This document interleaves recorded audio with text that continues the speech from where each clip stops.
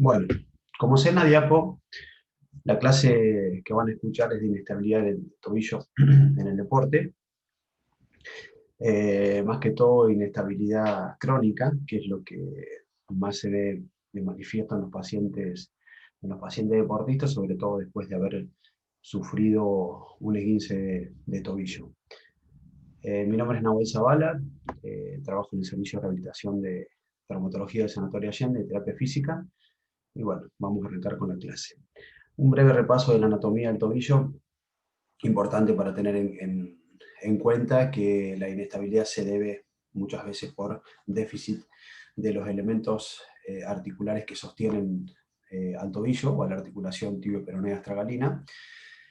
sobre todo el ligamento peroneo astragalino anterior, el peroneo calcáneo y el peroneo astragalino posterior, es decir, los tres haces que conforman el ligamento lateral externo.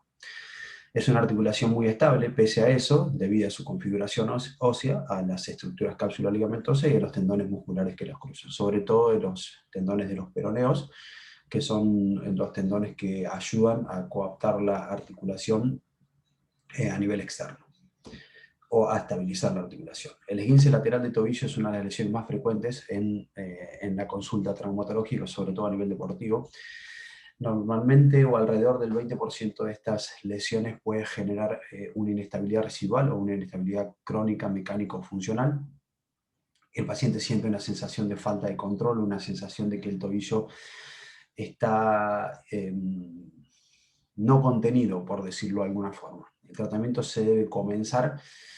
lo antes posible, mientras la sintomatología del paciente lo permita, y hacer una rehabilitación funcional y preventiva para devolverle un poco la estabilidad a esa articulación. Si no se resuelve con un tratamiento conservador, hay opciones de tratamiento quirúrgico también, como las opciones quirúrgicas, reparación directa de los ligamentos, reconstrucción con injertos o tenodesis de la articulación tibio-peronea astragalina y subastragalina. Quiero hacer un apartado con respecto a la articulación subastragalina, que muchas veces en la rehabilitación no la tomamos en cuenta, pero sí es muy importante a veces porque el paciente continúa con dolores o tiene dolores residuales que no se deben puntualmente a la articulación tibio-peronea astragalina, sino que se deben a la articulación subastragalina, como lo dice ahí eh, en la diapo. La inestabilidad en sí, el concepto de inestabilidad es una sensación de falta de seguridad, como le dice ahí en la diapo. Es una percepción subjetiva de que el tobillo cede, que la articulación cede, que no está contenida. Y normalmente eso predispone a lesiones de inversión forzada. Se describen dos tipos de inestabilidad, mecánica y funcional. O sea, mecánica una laxitud anormal aumentada y funcional alteraciones de la función resultado de episodios recurrentes de inversión forzada o de esguince recurrente, y generalmente suelen aparecer asociadas. Lo que se cree en inestabilidad crónica, que como decía anteriormente la diapo, se distinguen dos, una funcional y una mecánica, y dentro de la inestabilidad debemos considerar los huesos, la articulación, la cápsula, los ligamentos, los músculos, los tendones, los receptores sensoriales, es decir, la propiocepción en sí. Es decir, para evaluar si el paciente tiene una inestabilidad crónica, más allá de la sensación, tenemos que evaluar la configuración de la articulación, las epífisis óseas, cómo están los ligamentos, cómo está la estabilidad, cómo están los músculos, si están débiles, si están fuertes. Todo eso hace un conjunto a evaluar la inestabilidad. El mecanismo lesional normalmente se da como consecuencia o o posterior a un esguince lateral. Ciertas deformidades previas también muestran que puede haber una predisposición a la inestabilidad, como el retropié en varo, el antepié cabo, flexión plantar del primer radio, laxitud generalizada, debilidad generalizada, también puede hacer predisponer a que el paciente sufra un esguince o esguinces repetitivos y por ende una inestabilidad crónica. Factores que contribuyen a la inestabilidad mecánica, la inestabilidad ligamentaria, las variaciones óseas, es decir, como decía recién, de las epífisis que conforman la articulación, y las restricciones cinéticas de la articulación. Y en cuanto a los factores que contribuyen o que favorecen a la inestabilidad funcional, el control neuromuscular básicamente, que es a lo que nos vamos a focalizar en el tratamiento conservador. el control neuromuscular, el balance postural, las reacciones musculares y la fuerza muscular, todo eso en conjunto va a hacer que podamos evaluar y que podamos tratar los déficits propioceptivos, que son una de las patas del trípode que vamos a tener que reforzar en el momento de la rehabilitación funcional. En cuanto a la clínica, el paciente siente inestabilidad, o sea, siente inseguridad, siente molestia permanente, independientemente de que ya no tenga sintomatología, que el esguince se haya resuelto, que no tenga dolor, que no tenga inflamación,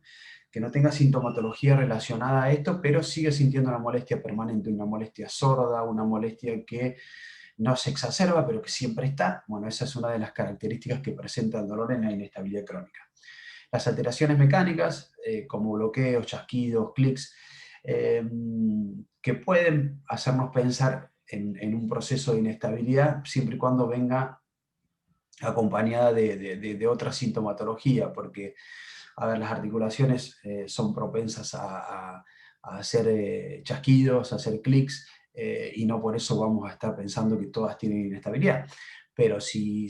esto viene acompañado de un antecedente de esguince o antecedentes de esguinces repetitivos, de una sensación de molestia, de sensación de inseguridad, y viene acompañado todo eso de los clics, de los chasquidos o de los bloqueos, sí podemos nos puede hacer pensar de que es parte de un proceso de inestabilidad. Y obviamente los esguinces recurrentes tienen que ser la base de la clínica, ¿no? La exploración física y el diagnóstico por imagen es lo que nos va a hacer pensar o a tener un diagnóstico presuntivo de inestabilidad crónica, y obviamente en la imagen también podemos ver algunas cosas que son importantes. La anamnesis, la inspección, la palpación, las pruebas activas de movilidad, las pruebas pasivas de movilidad, las pruebas resistidas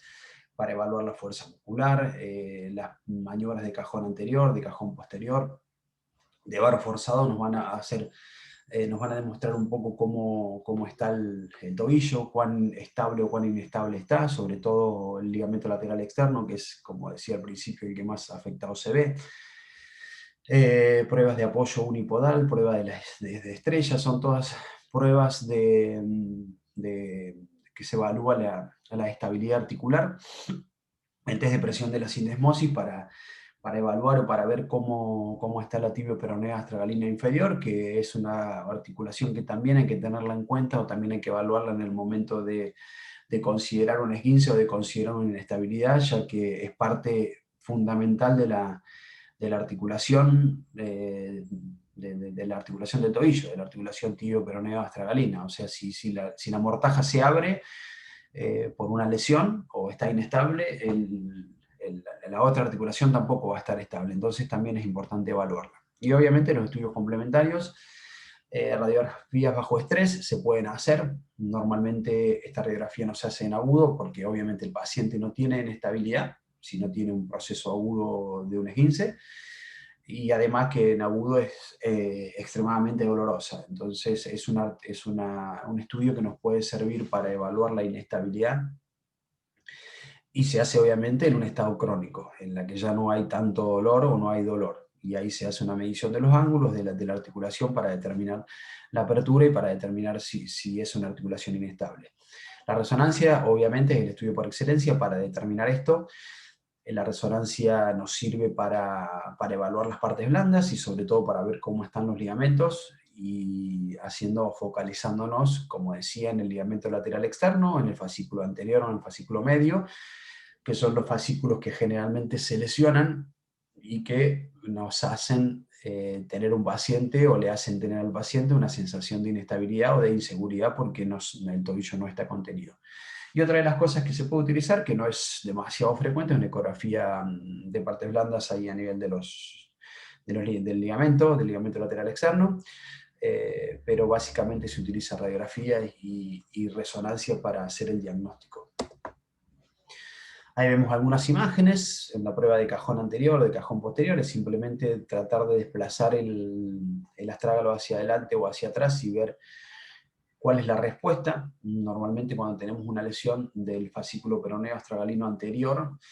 y hacemos el movimiento de cajón anterior, se tensa ese fascículo y si tiene lesión genera dolor en la zona anterior, en la zona anterior al maleolo, y cuando hacemos cajón posterior se tensa el ligamento peroneo astragalino posterior y genera dolor en la zona retromaleolar. Pero vamos a también hacerlo comparativo para ver cuál es la respuesta con el pie con respecto al pie sano. Maniobra de estrés en varo, es una maniobra en la que se genera un varo o un valgo para ver para poner en tensión tanto el fascículo externo o el ligamento interno y ver si tiene mayor o menor laxitud con respecto al miembro contralateral o si genera alguna sintomatología. La prueba de la estrella simplemente es tocar distintos puntos de una estrella y ver cuán estable está el tobillo que queda apoyado en el centro. Y bueno, abajo vemos a la derecha una radiografía de estrés en varo, en valgo, una radiografía bajo estrés para ver la estabilidad lateral externa.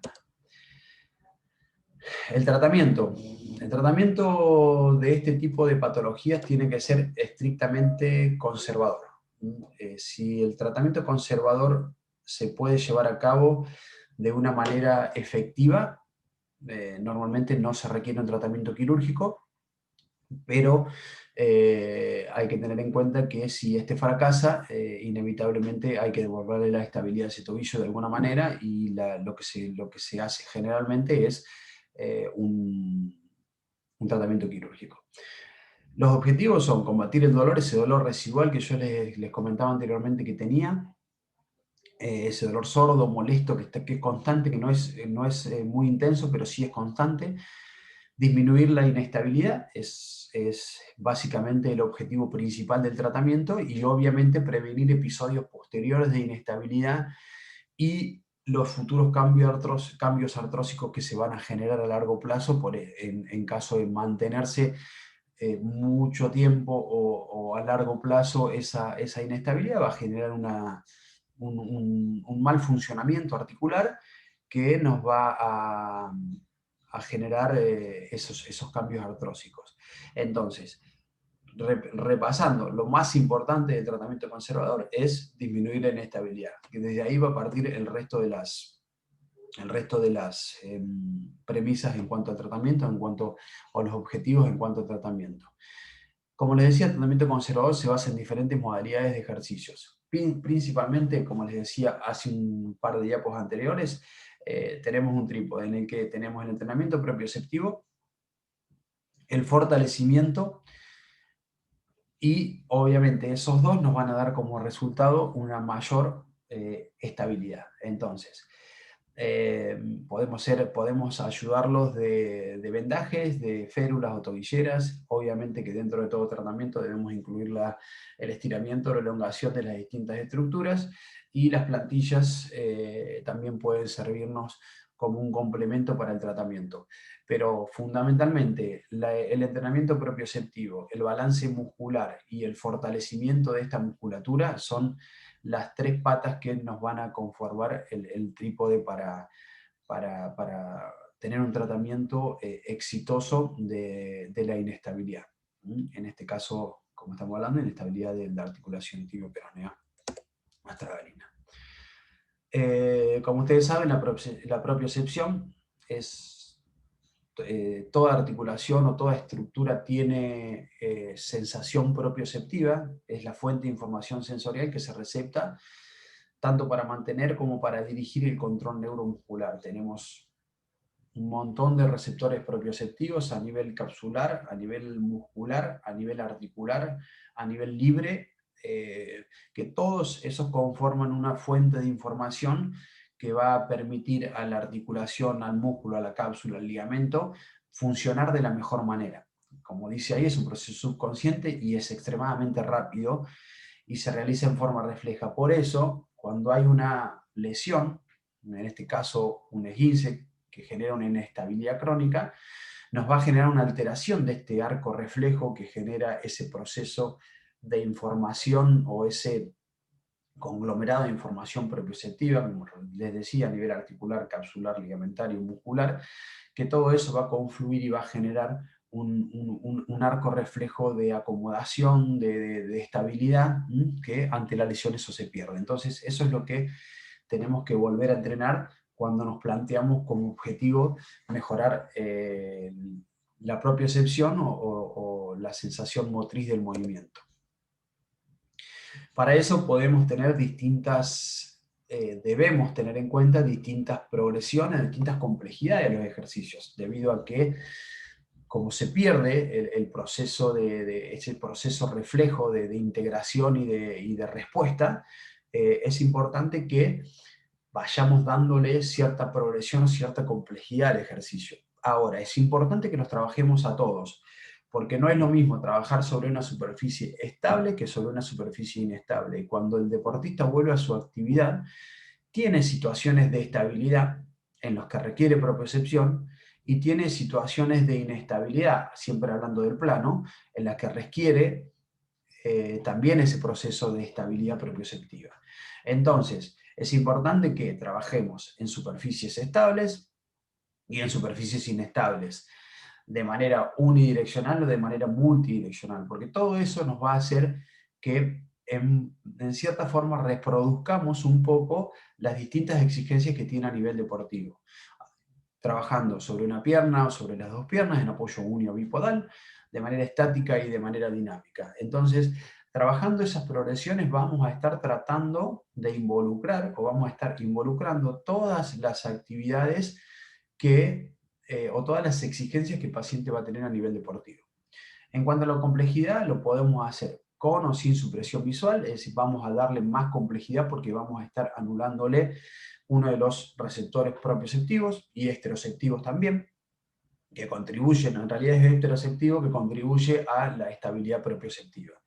De manera lenta, de manera rápida, en mayor o en menor rango de movimiento, con una localización específica del estímulo, una respuesta ante cierto estímulo, la frecuencia de la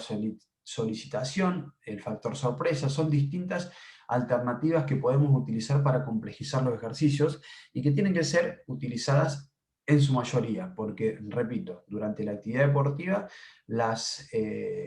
exigencias o las solicitaciones propioceptivas tienen un montón de alternativas o un montón de aristas que tienen que ser reentrenadas porque son perdidas ante la lesión.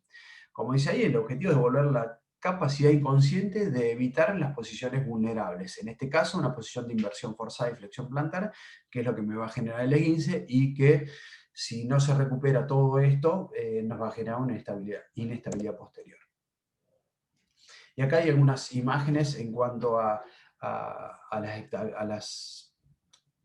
ejercicios de propiocepción y de control postural. En este caso, en la imagen de la izquierda, estamos trabajando en una tabla de Feynman, en la que se está trabajando en un plano sagital. También podemos trabajar en un plano frontal. En este caso está trabajando, como digo, en el plano sagital, y también girando la tabla o utilizando otro tipo de dispositivos se pueden trabajar en el otro plano. En la foto de la derecha, mía, está trabajando sobre un Omni, que es otra de los dispositivos que podemos utilizar para trabajar en estabilidad, en este caso, para trabajar la estabilidad, propioceptiva. En este caso se trabaja a nivel multidireccional, porque el paciente trata de mantener su estabilidad, que puede ser desestabilizado en todas las direcciones. En este caso estamos trabajando sobre un mini tramp en el que estamos trabajando en apoyo unipodal y se complejiza el ejercicio tratando de desestabilizarlo con ciertos movimientos del tronco, por decirlo de alguna forma. También puede hacer una especie de skipping, en este caso es una imagen, pero en realidad lo puede hacer, y también en este caso está trabajando estabilidad en una superficie inestable, estática, está tratando de mantener el equilibrio sobre una pierna. En este caso está trabajando estabilidad estática, dinámica, porque no está tratando de mantener el equilibrio, sino que está tocando los distintos dispositivos, va hacia adelante a tocar el cono, al medio a tocar el BOSU, y hacia atrás a tocar la toalla, entonces está trabajando una estabilidad sobre una superficie estática de manera dinámica. Otro de los puntos importantes que nombraban los objetivos del fortalecimiento muscular, en los cuadros de inestabilidad, fundamentalmente en los cuadros de inestabilidad producidos por esguinces repetitivos a nivel externo, en los que los músculos peroneos se debilitan o se afectan. La afección que generalmente tienen es un enlentecimiento en la respuesta. Entonces, al tener una fracción de segundos más lenta la respuesta, la estabilidad no llega a tiempo y se produce el mecanismo de inversión forzado de flexión plantar que nos va a generar ese esguince y repetitivamente va a mantenerse ese proceso de enlentecimiento, ese proceso de respuesta lenta que va a predisponer a esguinces repetitivos y por ende a inestabilidad recurrente o crónica de ese tobillo. Entonces es importante que hagamos un fortalecimiento, que nos planteemos un fortalecimiento de toda la musculatura que tiene acción sobre el tobillo, de todos los tendones que pasan por el tobillo que lo estabilizan, y esos son los tendones de el tríceps sural, o el fortalecimiento del tríceps, fortalecimiento de tibial anterior, fortalecimiento de peroneos, fortalecimiento de tibial posterior, pero en este caso, cuando hacemos fortalecimiento en inversión o eversión, debemos hacer un tratamiento diferenciado de la musculatura eversora en cuanto al fortalecimiento de la musculatura inversora, porque nosotros tenemos que tratar de fortalecer la musculatura externa, la musculatura eversora, como le decía, tratar de fortalecer los peroneos y devolverle esa rapidez o esa velocidad y esa fuerza para que se contraigan y mantengan la estabilidad externa. Bueno, ahí vemos distintos objetivos, distintos ejercicios en los que, bueno, estamos trabajando el fortalecimiento del tibial anterior, fortalecimiento de gemelos, el fortalecimiento de gemelos con mayor complejidad o mayor rango de movimiento en distintas máquinas. En la foto de la izquierda está trabajando en la máquina de gemelos, en la foto de la derecha mía está trabajando en la prensa, es decir, distintas posiciones para el fortalecimiento de la musculatura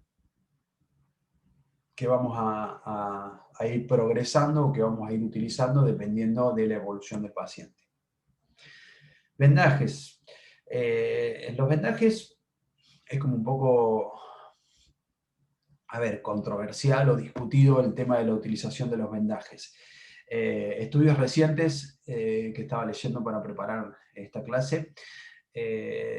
presentan resultados donde la aplicación de los vendajes en pacientes con inestabilidad crónica consigue disminuir la laxitud mecánica del tobillo y su sintomatología.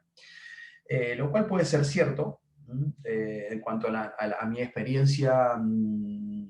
normalmente el objetivo de la utilización del vendaje, en este caso de un estribo o de una bota, en el que está estabilizando todo el tobillo a nivel lateral y a nivel anteroposterior, de acuerdo a cómo están dispuestas las bandas del estribo, o de la bota, mejor dicho. Yo lo utilizo de manera preventiva,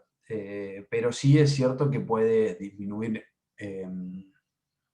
la inestabilidad o la laxitud mecánica del esguince. Pero yo la verdad que lo veo más por el lado de la estimulación propioceptiva y de la contención del esparadrapo que más de disminuir la laxitud. Lo mismo pasa con las tobilleras. La prevención de las lesiones sirve para prevenir las lesiones disminuyendo la movilidad, sí es cierto, porque obviamente el tobillo está mucho más contenido y que tiene una gran información o estimulación propioceptiva a nivel del control neuromuscular del tobillo, sí, porque es algo que está